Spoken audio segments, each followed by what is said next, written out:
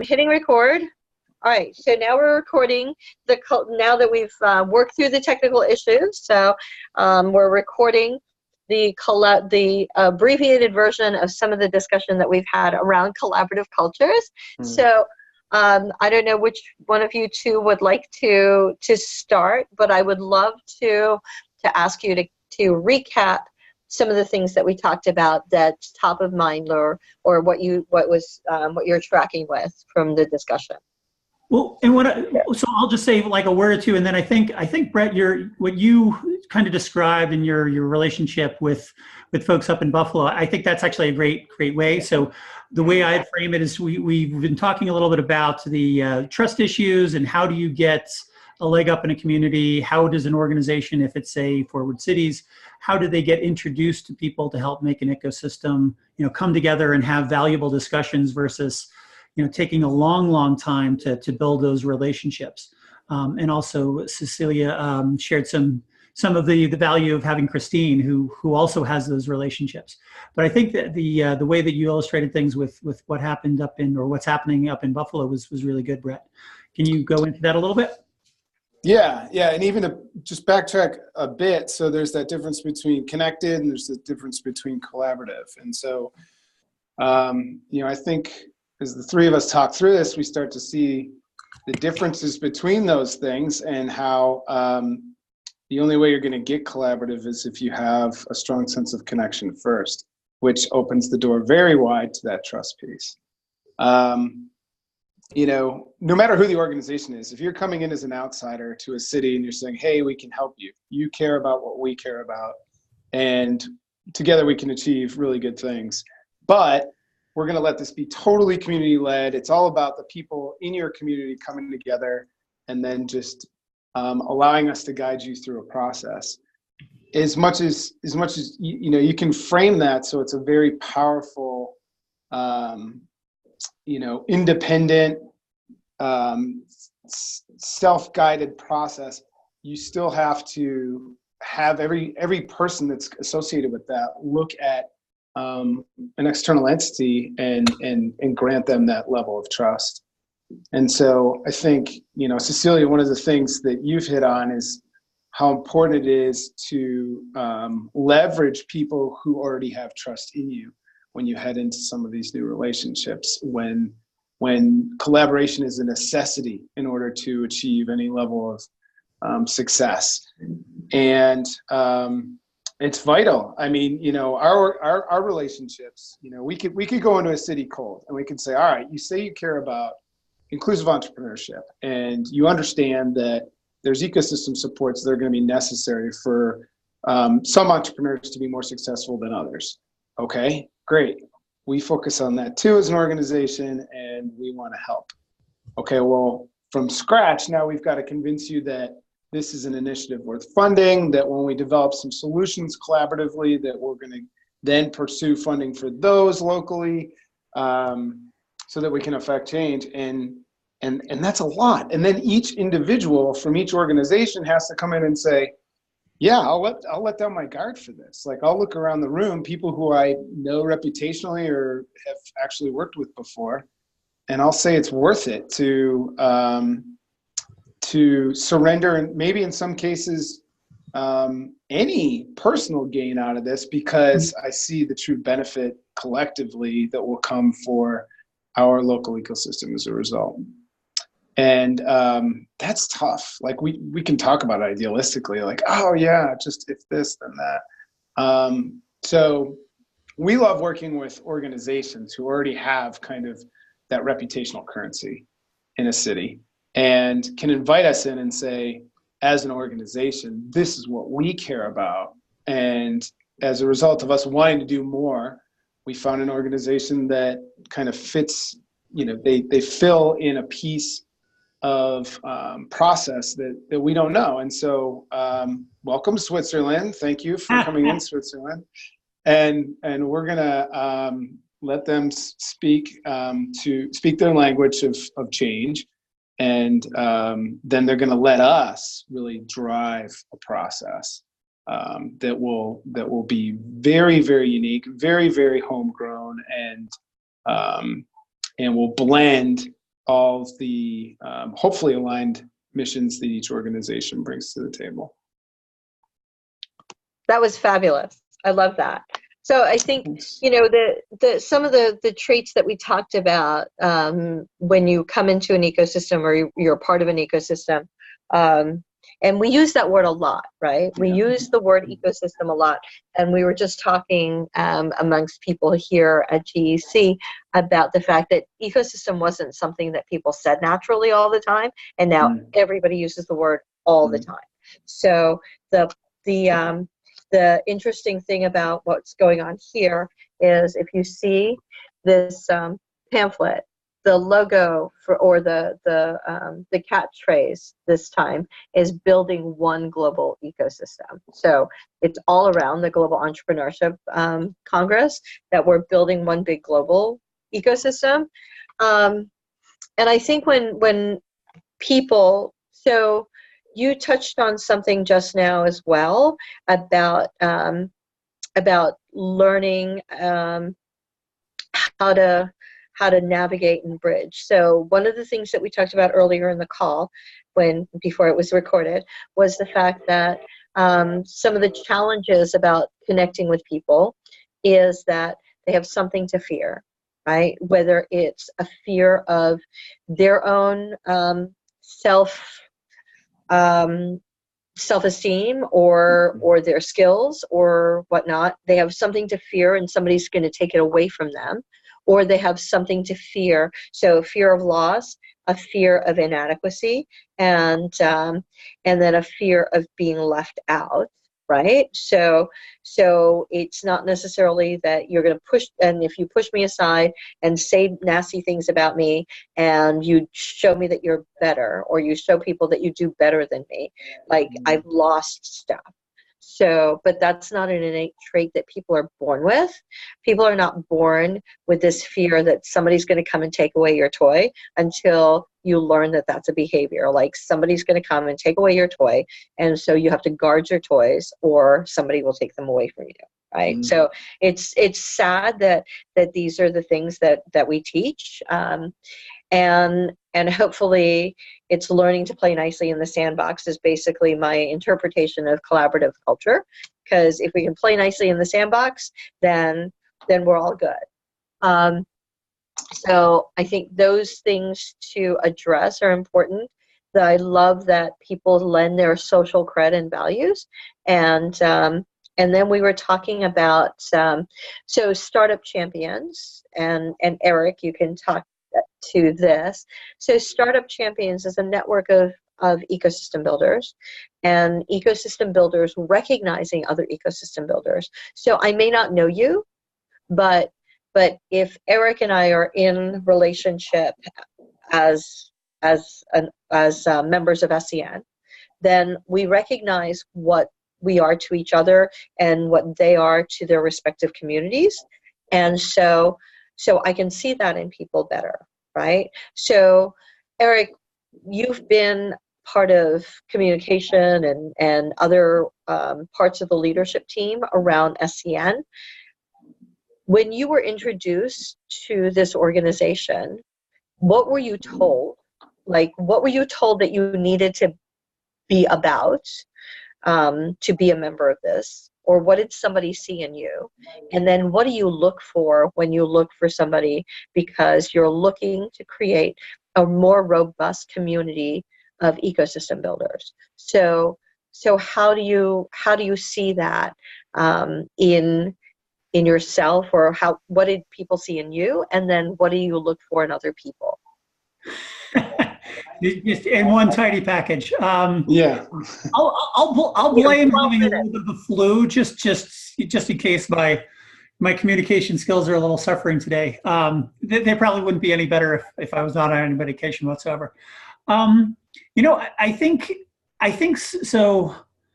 I'll just try and do a little bit of the storytelling on this, but so Startup Champions grew out of Startup America and has some kind of relationship with what was going on with, say, Up Global and Startup Weekend. So I think I'd ended up meeting Andy and a few other folks, Andy Stoll and a few other folks through those different convenings. and really respected the work they were doing. So I and maybe a couple other people here, we recognized, not necessarily, we didn't call it an ecosystem, but we drank the Kool-Aid on startup communities with Brad Feld, and that we needed to do that kind of work. So we're looking for other organizations and other people who are doing really good work, and stumbled across sort of a handful of these folks. Sort of simultaneously, I was trying to get Andy to speak at something and ran into him, I think at South by Southwest. And he mentioned that, hey, well, there's this group of people getting together coming out of Startup America, which had folded by that, or Up Global, which, I forget the sequence of events there, but coming out of all that there was this group that was coming together. He mentioned that and let me know about the upcoming summit. So, I said, hey, I know we need this. This sounds perfect. Went to it and really kind of loved the conversation that was happening. This was back in Baltimore about 2.5 years ago. And what I think it is in some ways, going to both your points, the kind of that vetting or the application process, knowing that rather than say organizationally, but knowing that as individuals, we have at least some common, I don't know, not exactly a common code, but something similar to that in terms of not entirely selfless, but not, very much transactionally self-interested engagement with ecosystems. Knowing that we need to work with other people in order to grow them. That was one of the things I really, really liked about the people that I met with this network and wanted me to, pushed me to get more involved. And just seeing some of the, maybe 3 or 4 people whose stories really resonated with me, the kinds of work that they were doing in their community. This is a group of people that I want to work with and promote and learn from. So that was particularly valuable. I know that I didn't get to, half of what you were asking for there, but that was kind of my introduction to Startup Champions Network, and then started helping out with some of the communications and a few other things. I think you gave exactly what we needed. So it sounds, and Julie Linzer is here with me. So awesome. So she's pretty badass and part of the whole thing, right? So a couple of things that I'm hearing in the conversations that we're having.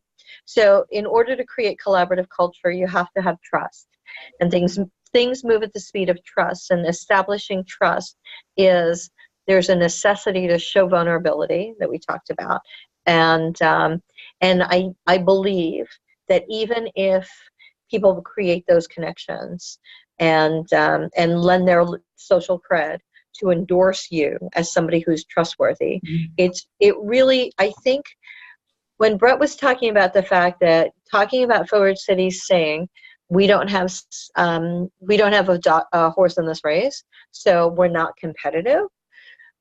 I feel like, and this is not a criticism or anything, I feel like for me personally, if you were to tell me that you had some skin in the game, it doesn't have to be the same kind of skin in the game as what I have, right?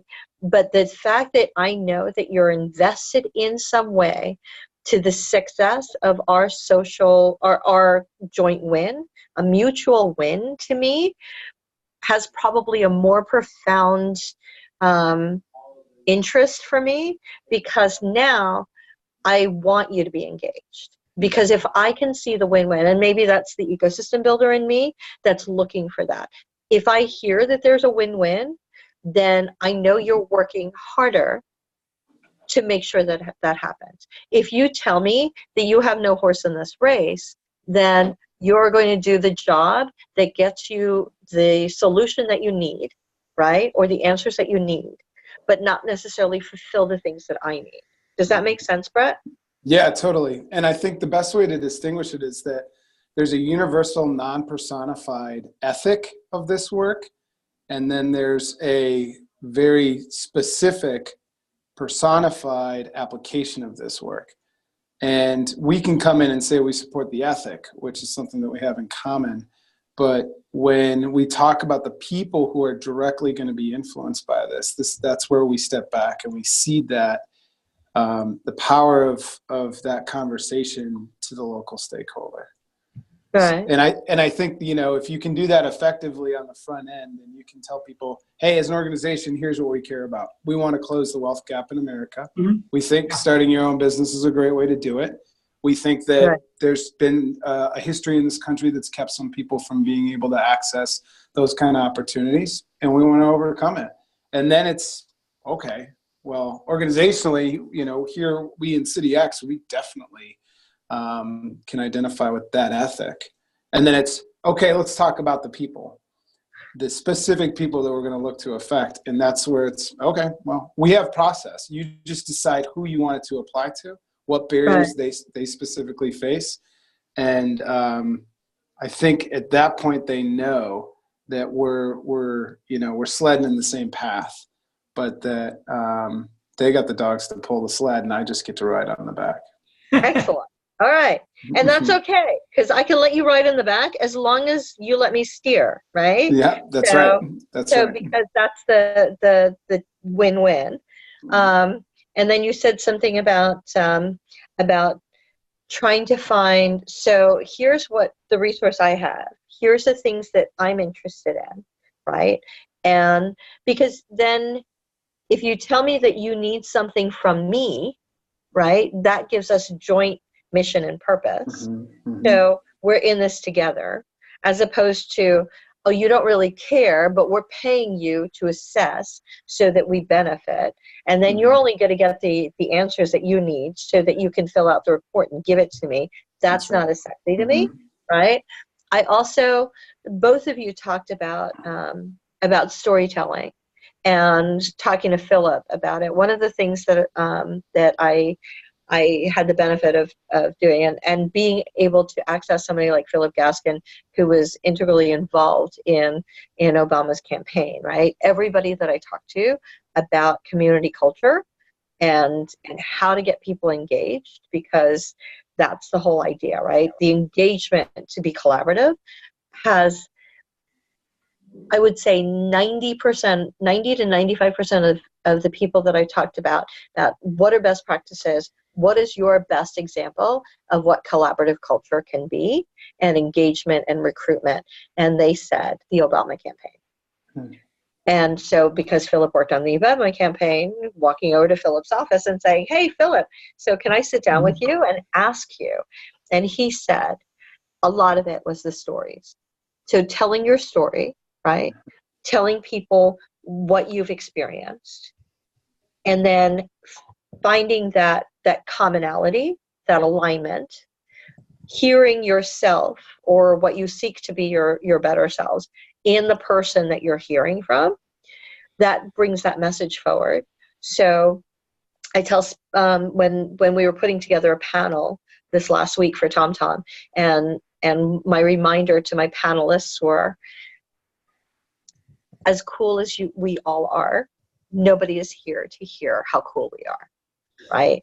They want to hear how cool we are in how it benefits them so that they can use it to help themselves. So they're looking for answers, toolkits, best practices, all of those things. Nobody sits in a panel to go, oh, let's just hear the cool person talk about their lives. How boring is that, right?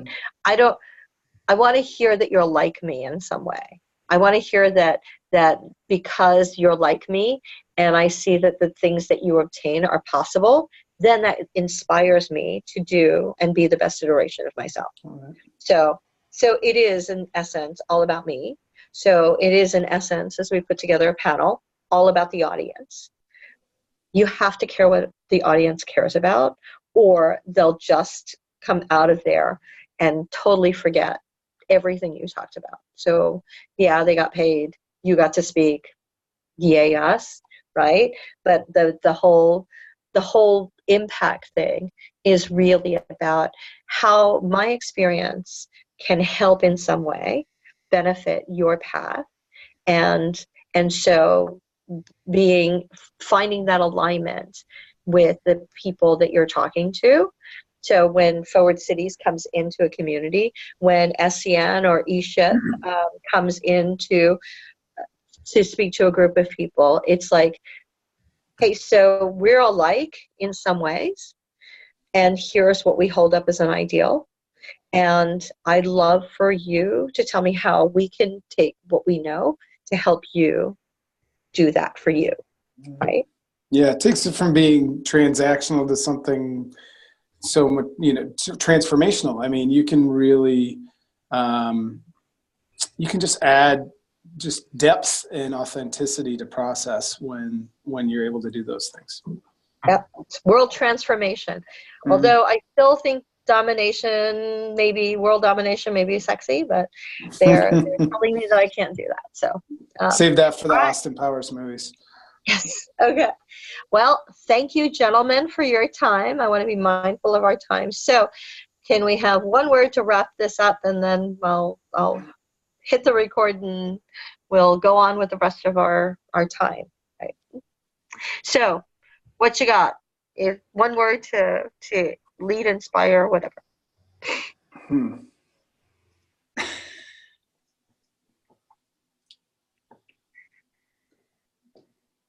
I'm going to go. Go ahead.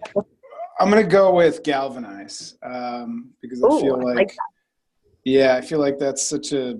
I think it symbolizes a lot of what we talked about.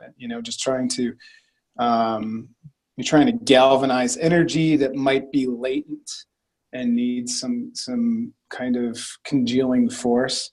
So I'll leave it at that. I'm going with galvanize. Excellent. Eric? I'm going to sort of do two. I'm going to go with the kind of the weaving analogy. We're weaving a lot of threads. So the stories, all the trust, all of these other kinds of things coming together in a way that creates a fabric that really knits our communities together. So weaving. All right. Love it. All right. And I'm going to go with catalyze, because I think that you have to touch something in order to be a catalyst for it. So if there's no contact, there's no catalyzing. And we have to connect to engage to move things forward. So thank you, gentlemen, for your time. I appreciate you. Thank you for enduring all of those. Eric, feel better? I hope so. Good to meet you, Brett. All right, You too. Brett, we see you at ESHIP? Possibly. I think I'm going to be able to make it now. But safe travels and enjoy your time over there. That's right. Yes. And I will tell all the people here that you sent your regards. Have a good one. All right. Take care. Yeah. Bye.